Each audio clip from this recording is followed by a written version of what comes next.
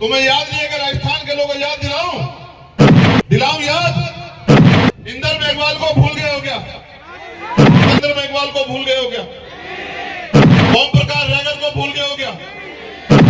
साहब कहा करते थे कि वोट पंजे वालों को दोगे तो वो ताकत वो अपने बेटों को आगे बढ़ाएंगे, तुम्हारे बेटों को क्यों आगे बढ़ाएंगे तुम्हें? कि आज मैंने रानी का पेट चीर दिया, आज के बाद राजा जो है वो बैलेट वोट से तैयार होगा, आपकी वोट से तैयार होगा। और इस बात को हमारे रहबरों ने, महापुरुषों ने समझा। मान्यवर काशीराम साहब गांव-गांव, गली-गली गए और 4200 किलोमीटर की यात्रा करके अपने समाज को वोट की शक्ति समझाने का काम किया। अगर समाज समझदार होता तो जिस दिन बाबा साहब अम्बेडकर ने वोट का अधिकार दिया था उसी दिन वो राजा बन जाता, उसी दिन वो राज सत्ता पे काबिज हो जाता।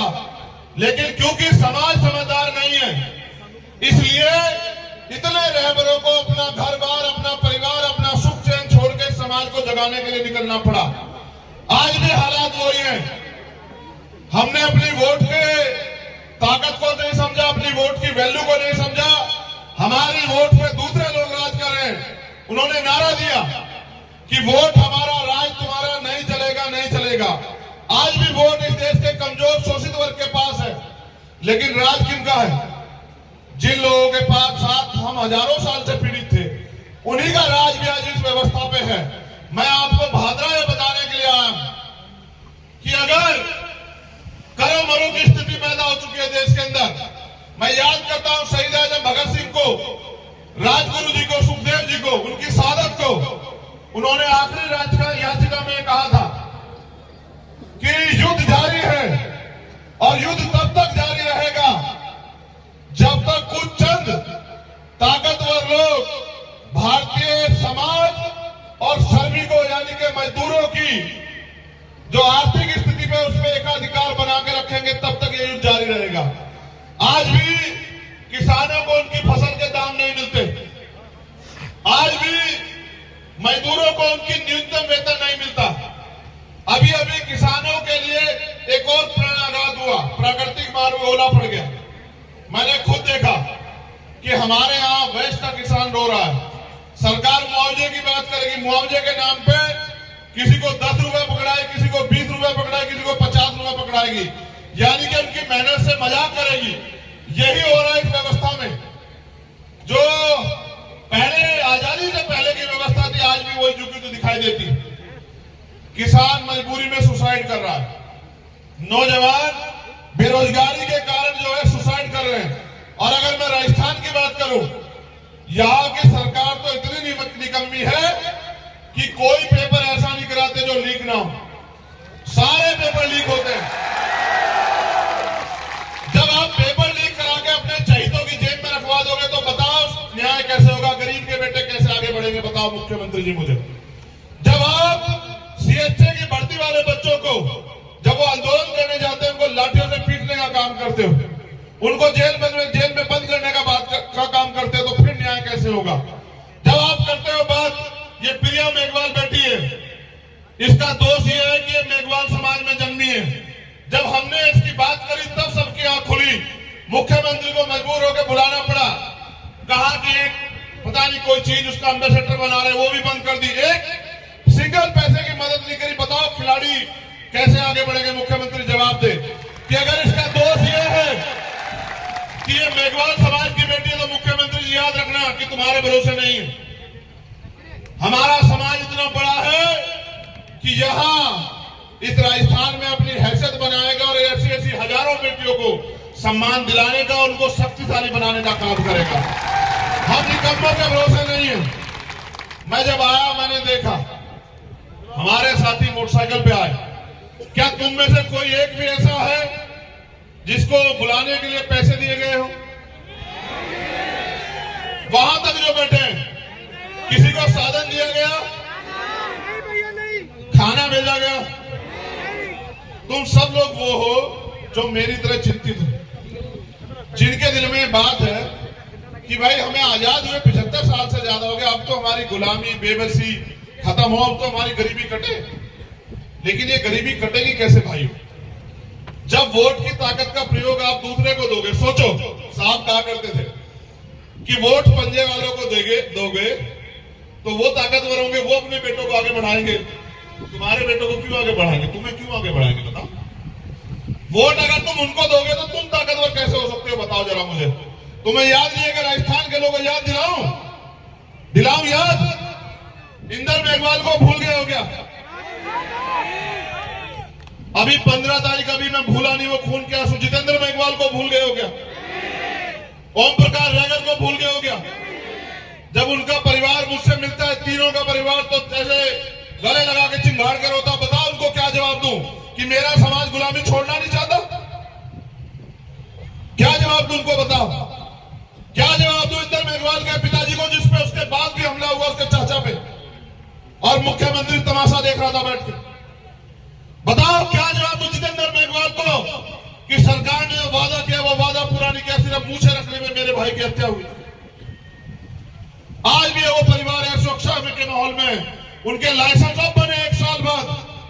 बताओ क्या जवाब दो ओम प्रकाश रैगर को कि जिसने उससे उसकी जान छीन ली, उसको जेल नहीं भेजा, मुख्यमंत्री ने उसको बचाने का काम किया।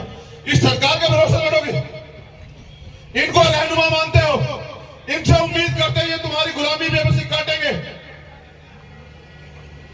एक जानवर के आगे से भी उसका खाना भोजन हटाओगे वो भी रिएक्शन कर देगा। कुत्ता देखा है नहीं देखा है? कुत्ता पालते भी होंगे तुम लोग। कुत्ते के आगे से कभी भोजन उठा के देखना, क्या करेगा पता है तुम्हें? वो क्या करेगा? तुम्हारे सारे अधिकार ये सरकारें छीन ले रही है। मेरे गुलाम भोले भाले गुलाम बने हुए समाज के लोगों, अपने बारे में सोचो तो सही। कौन सोचेगा तुम्हारे बारे में? जितने अधिकार बाबा साहब अम्बेडकर अपने 4-4 बच्चे कुर्बान करके देके गए थे, उनमें से बचा क्या तुम्हारे पास? एक आरक्षण व्यवस्था है, सरकारें भर्ती नहीं निकालती हैं, संविदा से भर रहे हैं मुख्यमंत्री। ये यहां की सरकार के हाल नहीं है, केंद्र की सरकार के हाल है। भाजपा और कांग्रेस या कोई और सरकार हो, हम तो सिर्फ और सिर्फ वोटर बने हुए हैं। तुम इतने बड़े पैमाने पे आए, अगर इतने बड़े पैमाने पे मेरी बात मान के अगर रोज एक आदमी को तैयार करे और उनसे कहे कि इस बार अपने भाई के हाथों को मजबूत करना है, तो मैं गारंटी से कहता हूं कि राजस्थान में आपके अधिकार छीनने वाला कोई बचेगा नहीं। क्यों नहीं मिल रहा प्रिया मेघवाल को सम्मान? क्योंकि उनका समाज उनका गुलाम बना हुआ है, इसलिए नहीं मिल रहा। जिस दिन इसका समाज विद्रोह करेगा, जिस दिन इसका समाज अपमान को अपमान समझेगा, उस दिन आप देखना वो आपके पैरों में पड़ा होगा मुख्यमंत्री। ये ताकत है आपके पास वोट की। गुलाम मत बनो, हालात बहुत अच्छे नहीं है। यहां इतने सारे मामले हैं, मैं गिनाता रहूंगा तो आपके आंसू निकल आएंगे। मैंने इतना तो देखा राजस्थान में। 4 बार आया मैं जोधपुर, इंदर मेघवाल के परिवार से मिलने, मुख्यमंत्री ने गिरफ्तार करवाया, फिर वापस, कभी दिल्ली कभी हरियाणा। 5ही बार मैंने इनसे कहा आऊंगा, कह के गया था मेरी बहन वहां अधिकारी है कि इस बार आऊंगा, लेकिन इस बार अपने तरीके से आऊंगा, जो मेरा नाम है रोक के दिखाना अगर तुम लोग रोक सकते हो। नहीं रुका, आया मिला, फिर ये सब लोग परेशान हुए। मुझे 50 गाड़ी लगा के जयपुर में वहां दिल्ली छोड़ के आए। मुझे क्या दिल्ली छोड़ के आते हो? मेरा समाज जिस दिन जाग जाएगा, ये दलित पिछड़े आदिवासी मुसलमान जैन सिख बौद्ध पारसी जितने जाग जाएंगे, तुम्हें छोड़ के आएंगे दिल्ली। ये बात याद रखना। कहा मुझे दिल्ली छोड़ के आते हो? मैं तो आपसे बताने आया हूं, एक लिस्ट है मेरे पास, देना अनिल जी।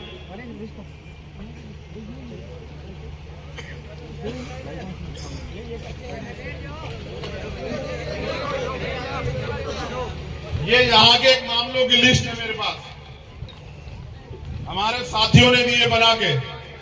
मैं इसलिए वो कर रहा हूं क्योंकि इंटेलिजेंस के लोग भी यहाँ, एडमिनिस्ट्रेशन के भी हैं, मीडिया के भी हैं, शायद हमारी बात को उठा दें और हो सकता है कान में से रुई निकाल के मुख्यमंत्री जी सुन लें। सुनना उनना तो है नहीं। देखो, जाल साजों के चक्कर में मत आना। आप सिलेंडर भी देंगे, अब राशन भी देंगे, 4.5 साल नहीं दिखे, अब चुनाव आ रहा है, सब देंगे। अब आपके पैर भी धोएंगे, आपके पैर भी पकड़ेंगे, आपके जूतों के फीते भी बांधेंगे, क्योंकि अब आपकी जो सबसे बड़ी ताकतवर, जो करोड़ों रुपए से ताकतवर है, आपकी वोट वो छीननी है ना आपसे, उसको चुराना है ना, उसको लूटना है ना। उसको लूट के अपनी ताकत बना के आपकी खाल में उतारेंगे 5 साल, ये भी इसके लिए भी तैयार है ना मेरे लोगों। अगर इस बार गलती करोगे, इनके भरोसे रहोगे, तो अगली 5 साल जो खाल उतरेगी उसके जिम्मेदार भी आप लोगों ने, मुझसे मत कहना। मैं तो आपको रास्ता दिखा सकता हूं। मुझे बाबा साहब अंबेडकर ने अकेले को नहीं समझाया, किताबों में आपको भी समझाया। मैंने उनको जीते जी नहीं देखा, मेरी उम्र उनसे बहुत कम है, मैंने उनको किताबों में देखा, क्योंकि उन्होंने मुझसे कहा, मैं समझता हूं स्पेशल मुझसे कहा कि पॉलिटिक्स इज द मास्टर की, राजनीतिक सत्ता वो चाबी है जो आपकी सारी परेशानियों को हल कर सकती है। ये भी कहा कि राजनीति में हिस्सेदारी ना करने का सबसे बड़ा नुकसान ये है कि अयोग्य लोग आपके ऊपर शासन करेंगे। आप ये बताओ, ये मुकेश गरीब का बेटा यहां से आगे क्यों नहीं बढ़ सकता? आप बताओ मुझे, क्या इसमें कोई कमी है पैसे वाला ना होने के अलावा? बताओ, ये गरीब का बेटा आगे बढ़ सकता है नहीं बढ़ सकता? बताओ, हाथ उठा के बताओ, ऐसे ही चलेगा? बढ़ सकता है नहीं बढ़ सकता है? जब हम पे पैर है तो हम बैसाखियों के सहारे क्यों रहे? जवाब दो। जब तुम अपने आप इतनी क्षमता रख सकते हो तो बैसाखियों के सहारे क्यों हो? बताओ। देखो, मुझे इतने सारे मामले सौंपे हैं, मैं तुम्हें बताऊंगा अभी। कालूराम मेघवाल को झूठे मर्डर केस में फंसाया गया। लालगढ़ में एक 8 साल की नाबालिग के साथ रेप करके उसका मर्डर कर दिया गया। भाई कालूराम मेघवाल ने उस 8 साल की नाबालिग लड़की की आवाज उठाई और अपराधी को सजा दिलाने का काम किया, इसलिए उसको झूठे मर्डर केस में फंसाया गया।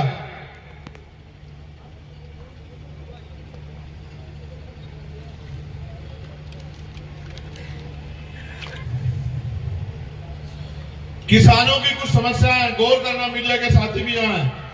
अमर सिंह ब्रांच और सिद्धमुख ब्रांच, अमर सिंह ब्रांच के लगभग टेल किसानों को कभी पूरा पानी नहीं मिलता, जिससे टेल के किसान हर रोज धरने प्रदर्शन करते रहते हैं, लेकिन सरकार को ये दिखाई नहीं देता।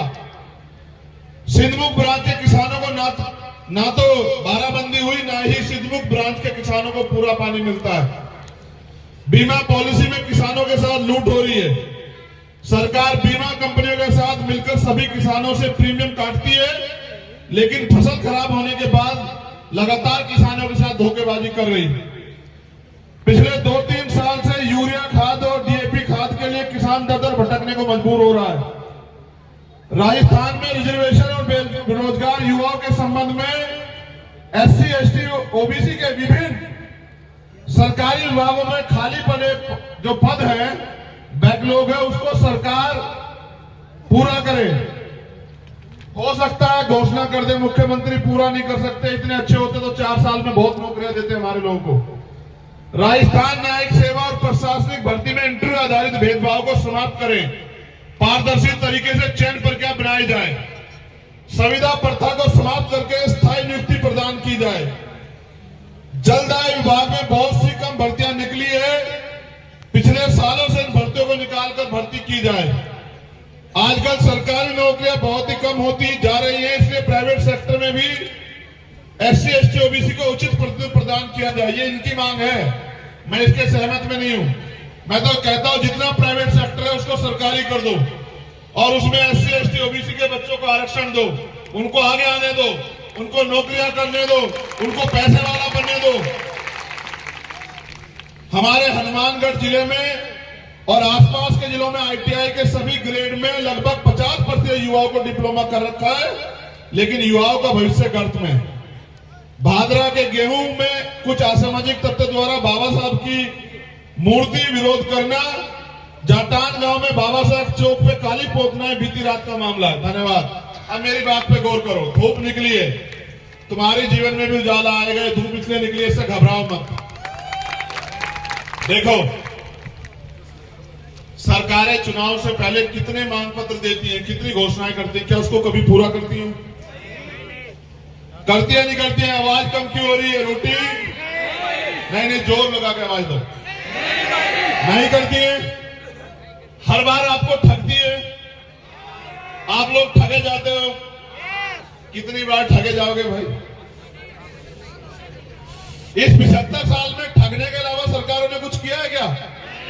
मैंने मध्य प्रदेश को 12 फरवरी में एक रैली की थी। मैंने वहां उस दिन अपने लोगों से कहा, आज आपसे भी कह रहा हूं, अपने जिले की मांगों का एक पत्र बनाओ। और वो मांग का पत्र मुझे सौंपो और आपकी एक एक मांग चुनाव खत्म होने के एक दिन बाद जिस दिन आपकी सरकार बनेगी उस एक एक मांग को पूरी करके देने की जिम्मेदारी मैं आपसे लेता हूं। मैं झूठ नहीं बोलता हूं। मैं किसान भाइयों से भी कह रहा हूं कि उनके साथ भी जो अन्याय हो रहा है, उन्होंने 75 साल से मैं भरोसा किया, क्यों पड़े उनके चक्कर में? ये आपसे वोट लेते आपको भूल जाते, क्यों इनके चक्कर में हो?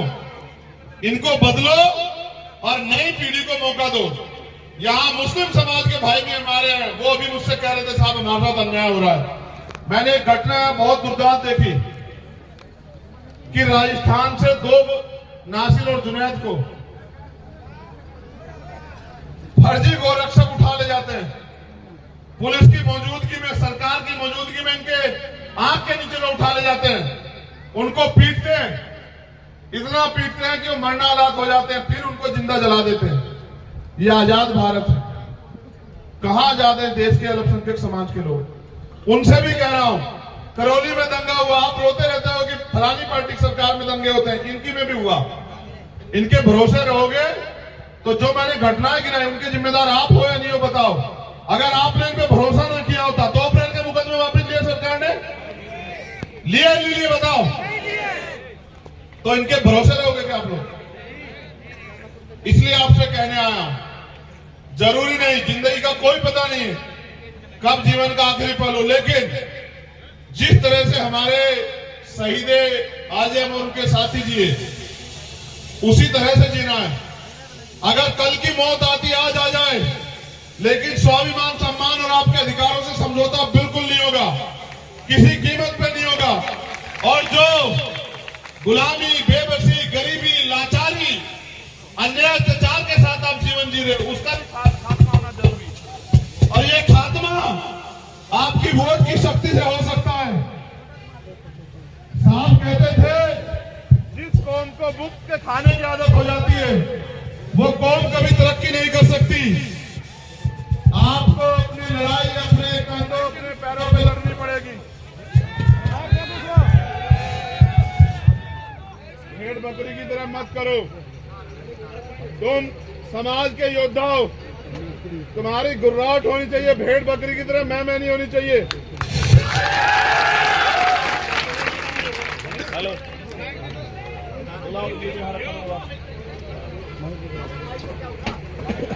मेरी आवाज कहां तक आ रही है बताओ? सुनो,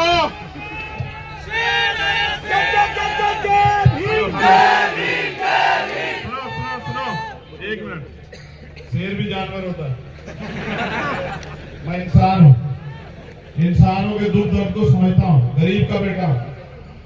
मैं तुम्हें अपने बारे में कह रहा हूं, अगर हमारा दल संपन्न होता तो आज मेरे भाई जमीन पे नहीं बैठे होते, मेरी बात को याद रखना।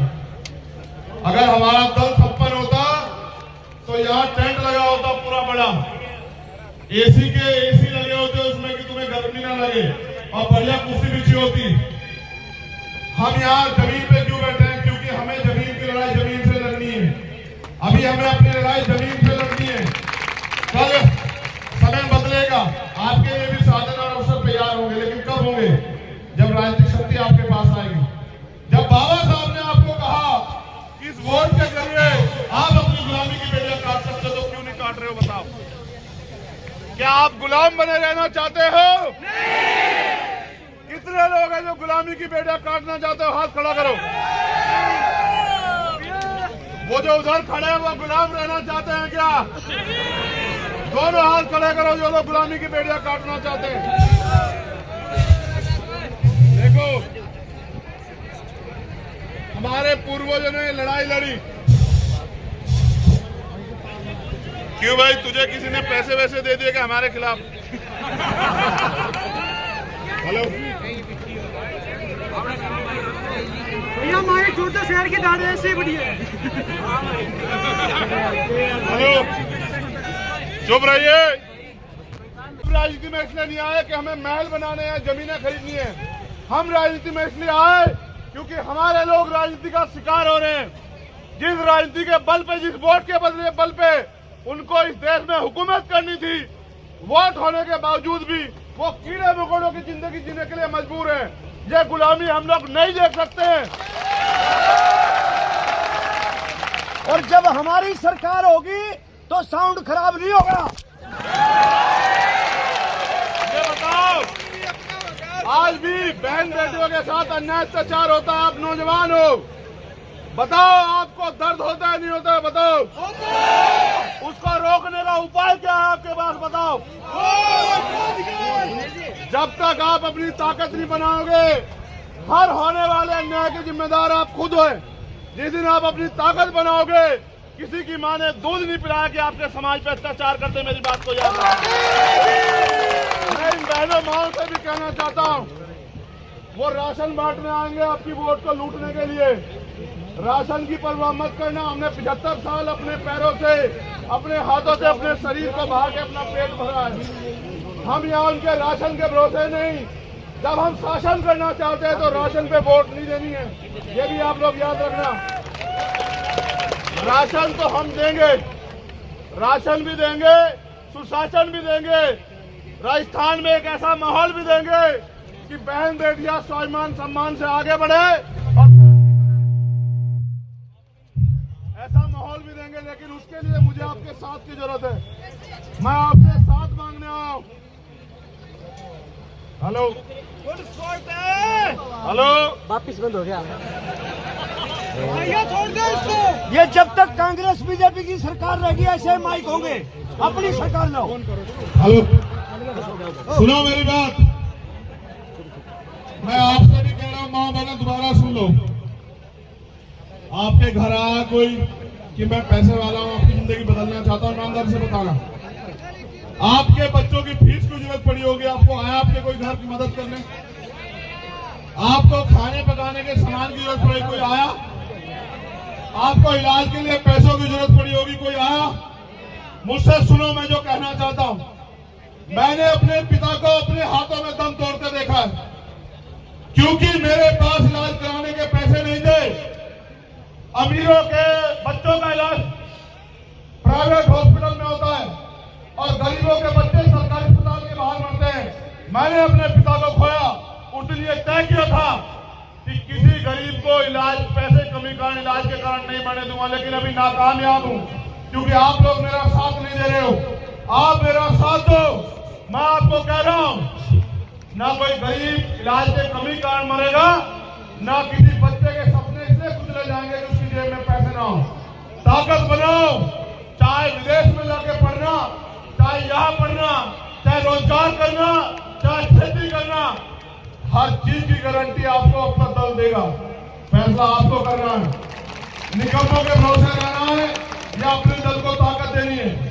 जरूरी नहीं मैं भागना बाद में आऊं, आज ही कह के जा रहा हूं, आपका असल खून हूं, आपकी नजरें नहीं झुकने दूंगा। अगर आपने साथ दिया, मेरी बात को याद रखना। दोनों हाथ उठा के बताओ, मेरी मदद करोगे नहीं करोगे? बताओ। जिसके दिल में भरोसा ना हो मत उठाओ। अगर आप मेरे काम से सहमत हैं, भीम आदमी के हमारे साथियों की मेहनत से सहमत है, अगर आप आजाद समाज पार्टी के लोगों के संघर्ष से सहमत हैं, अगर आप गुलामी की बेटियां काटना चाहते हो, तो दोनों हाथ बढ़ा के मेरे साथ कहो कि हम आपके साथ हैं। मेरी आवाज ज्यादा आपकी कम है। कहो हम आपके साथ हैं। कहो हम आपके साथ हैं। अब मेरी बात पे गौर करो।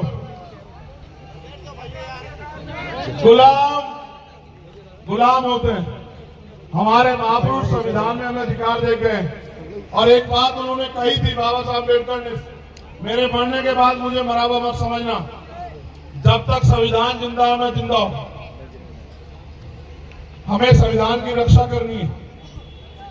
ये वर्तमान की जो केंद्र की सरकार है भारतीय जनता पार्टी की, ये संविधान को खत्म करना चाहती है। लेकिन यहाँ जो सरकार है कांग्रेस की, उनकी हैसियत नहीं संविधान को बचाने की। संविधान को बचाने के लिए भी मुझे आपकी जरूरत है, इसलिए आपको अपनी ताकत बनानी है। दूसरी बात, संविधान को लागू कराना, तब अधिकार मिलेंगे। हमें संविधान की रक्षा भी करनी है, उसको लागू भी कराना है, और अपने लिए हक अधिकार भी इकट्ठा करने हैं। और इस देश में स्वाभिमान सम्मान के साथ जीना है। मैं धन्यवाद देता हूं उन सब साथियों का जिन्होंने आयोजन किया, पूरे आयोजक कमेटी का। जितना मैं इनका सम्मान करता हूं इतना आपका भी करता हूं, जो लोग पूरी धूप में मेरे लिए बैठे हैं। मेरे खून के कतरे की जरूरत भी आपको पड़े, आखिरी कतरे की भी, तो आपके लिए निछावर, कभी पीछे मुड़ के नहीं देखने दूंगा। लेकिन पूरे देश में लड़ाई चल रही है। हम एक दिन जयपुर भी जाएंगे, जैसे भोपाल गए थे।